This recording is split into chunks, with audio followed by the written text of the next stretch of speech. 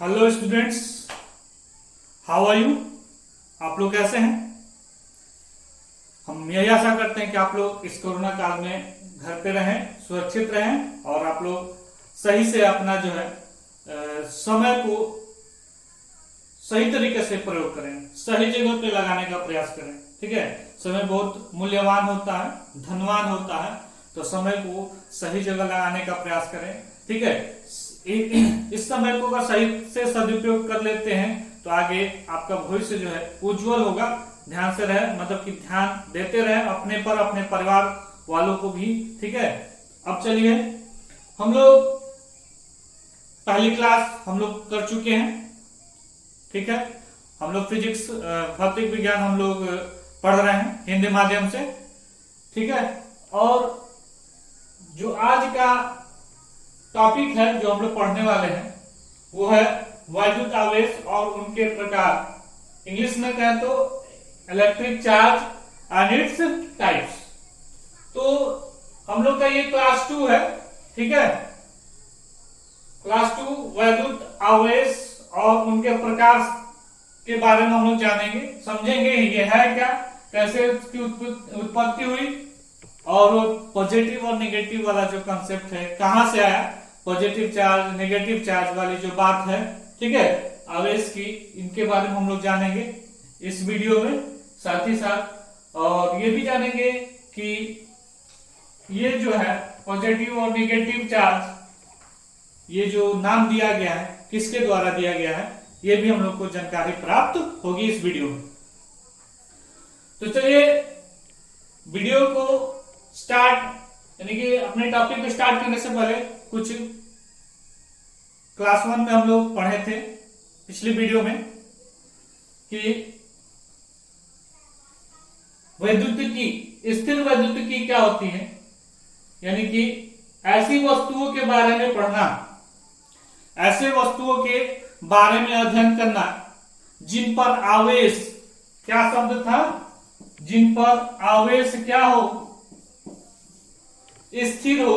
ठीक है, ऐसी वस्तुओं के बारे में अध्ययन करना है, क्या कहा जाता है, स्थिर वैद्युतिकी कहलाता है। यही बात हम लोगों ने कही थी और ये आज का टॉपिक रहेगा पहला, आवेश। ये आवेश क्या है इसके बारे में हम लोग जानेंगे, समझेंगे।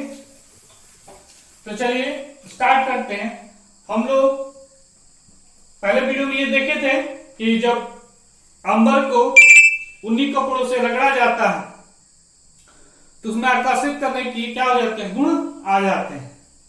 ठीक है, तो ये जो आकर्षित कर रहा है ये क्या है, ये प्रत्येक द्रव्य के पास होता है, ये एक प्रकार का गुण होता है। आकर्षित करने का क्या होता है, गुण होता है। जो द्रव्य के पास, प्रत्येक द्रव्य के पास होगा, जिसके कारण क्या करता है, वो वैद्युत या चुंबकीय प्रभाव, वैद्युत या चुंबकीय प्रभाव उत्पन्न करता है।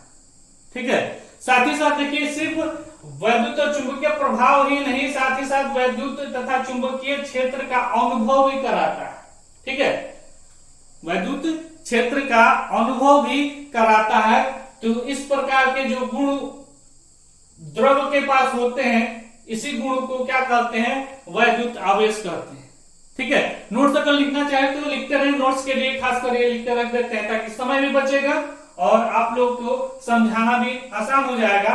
ठीक है, फिर से क्लियर समझिए इसको। तो वैद्युत आवेश क्या होता है, तो द्रव्य का वो गुण है जिसके कारण जो है वो, यानी कि द्रव्य वैद्युत तथा चुंबकीय प्रभाव उत्पन्न करता है, साथ ही साथ वैद्युत तथा चुंबकीय क्षेत्र का अनुभव भी कराता है। क्या कराता है, देखिए दो चीजें हैं, अनुभव भी कराता है, साथ ही साथ ये क्या करता है, उत्पन्न भी करता है। क्या, वैद्युत और चुंबकीय प्रभाव उत्पन्न भी करता है, साथ ही साथ अनुभव भी कराता है। और समझेंगे, और इसका ये जो आवेश, वैद्युत आवेश उत्पन्न होने का मुख्य कारण क्या है, वैद्युत आवेश का मुख्य कारण क्या है, तो कारण है क्या हो जाना, स्थानांतरण। किसका स्थानांतरण बाबू, तो इलेक्ट्रॉन का स्थानांतरण इसका मुख्य कारण होगा। कोई भी वस्तु आवेशित क्यों हो जाती है, तो इलेक्ट्रॉन के हस्तांतरण के कारण ही क्या हो जाती है, आवेशित हो जाती है, चार्ज हो जाती है। समझ में आई बात? आवेशन की प्रक्रिया के कारण ही क्या होता है, कोई भी वस्तु क्या हो जाती है, चार्ज हो जाती है। ठीक है, कुछ उदाहरण लेके और समझाने का मेरा प्रयास रहेगा, नीचे आते हैं तब समझाएंगे। ठीक है, ध्यान से देखिए तो समझ में आया। द्रव्य का वो गुण जिसके कारण क्या होता हो, वो वैद्युत या चुंबकीय प्रभाव उत्पन्न करता हो, साथ ही साथ वैद्युत व चुंबकीय क्षेत्र का अनुभव भी करता हो, उसे क्या कहते हैं, वैद्युत आवेश कहते हैं। क्लियर हुआ यहाँ पे? इसके बाद जो है इसका मुख्य कारण क्या है, वैद्युत आवेश उत्पन्न होने का मुख्य कारण है इलेक्ट्रॉन का स्थानांतरण।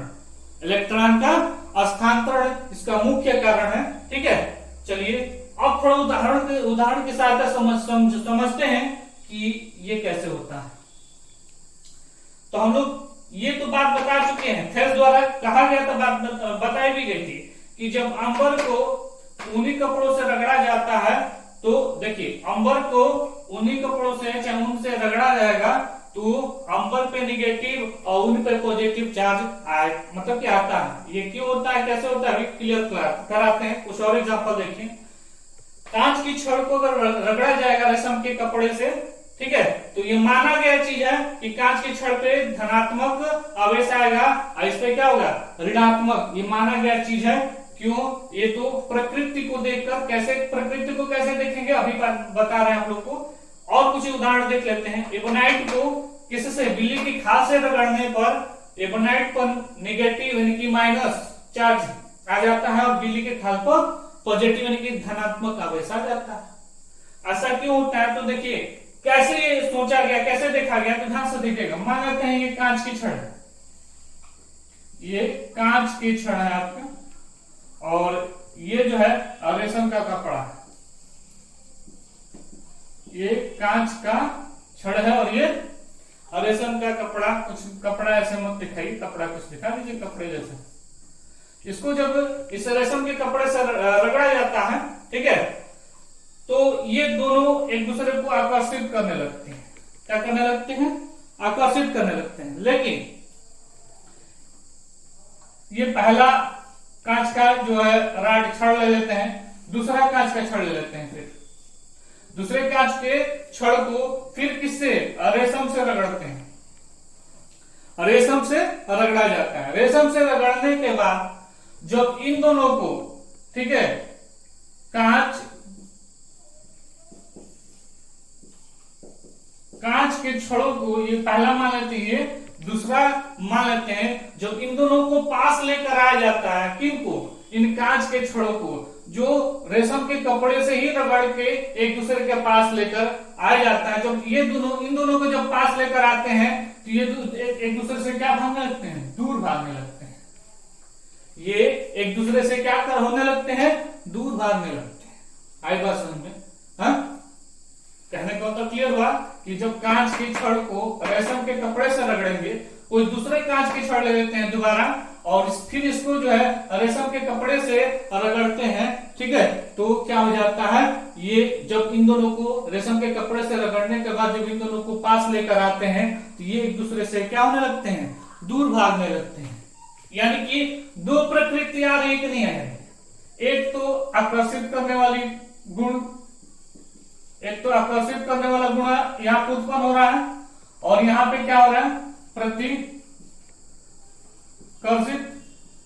या प्रतिकर्षण हो रहा है। ये भी प्रतिकर्षित करने वाला गुण उत्पन्न हो रहा है। तो ये दो प्रकार के गुण उत्पन्न हो रहे हैं कि नहीं, एक आकर्षित कर रहा है और एक क्या कर रहा है, प्रतिकर्षित कर रहा है। ठीक है, आई बात समझ में? चलिए हम एक शब्द यूज किए, इस प्रकार से क्लियर हो गया, मेरे ख्याल से समझ में आया होगा।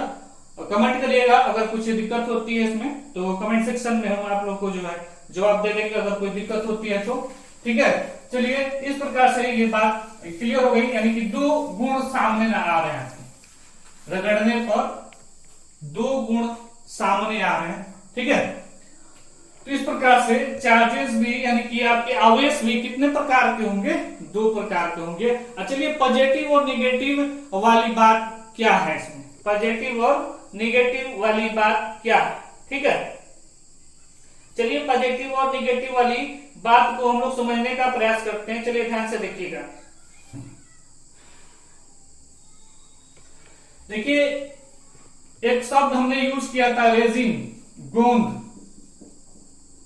ठीक है। एम्बर मतलब एम्बर बताए थे पहले वीडियो में।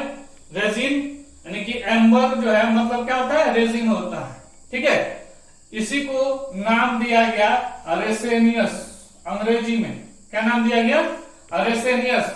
इसको कहा गया कि ये क्या होगा, निगेटिवली चार्ज होगा, क्योंकि ये एम्बर से क्या कहते हैं, जो इलेक्ट्रॉन है एम्बर का जो है ग्रीक शब्द किसे प्राप्त हो गया, तो ग्रीक शब्द कौन सा, इलेक्ट्रॉन से प्राप्त हुआ है, ठीक है। तो इसलिए इलेक्ट्रॉन से जुड़ा हुआ है। देखिए इस प्रकार से रेजिनियस मतलब निगेटिव हो जाएगा, क्योंकि रेजिन मतलब क्या होता है, अंबर, ठीक है। अंबर का मतलब क्या होता है, रेजिन, बात समझिए। इसलिए यहाँ पे इसका क्या हो गया, नाम निगेटिव पड़ गया। और इस प्रकार से विट्रस होता है, विट्रस, ठीक है। इसको कहा जाता है पॉजिटिव, क्या कहा जाता है, पॉजिटिव, ठीक है। इसी का नाम प्लस यानी कि पॉजिटिव। इस प्रकार से ये निगेटिव और पॉजिटिव वाला कंसेप्ट यहाँ पे क्लियर हो रहा है कि नहीं हो रहा, बताइएगा जैसे होगा। उसके बाद जो है आगे हम लोग बढ़ते हैं। इस प्रकार से बेंजामिन फ्रैंकलिन ने कहा कि, किसने, बेंजामिन फ्रैंकलिन ने कहा, किसने कहा, बेंजामिन फ्रैंकलिन ने कहा कि ये दो प्रकार के गुण आ रहे हैं आपके, एक क्या आ रहा है, धनात्मक आ रहा है और एक ऋणात्मक आ रहा है। यानी कि ये दो प्रकार के जो प्रकृति है ये बताने के लिए उन्होंने एक का नाम क्या रखा, नेगेटिव, और एक प्रकार का पॉजिटिव रखा। किसने रखा ये नाम, किसने रखा, तो बेंजामिन फ्रैंकलिन ने। इस प्रकार से जो वैद्युत आवेश के प्रकार होंगे, वैद्युत आवेश के प्रकार कितने हो जाएंगे, दो होंगे। पहला एक धनात्मक आवेश और एक ऋणात्मक आवेश। ये किसने बात बताई थी कि ये धनात्मक और ऋणात्मक आवेश वाली बात किसने बताई थी, बेंजामिन फ्रैंकलिन।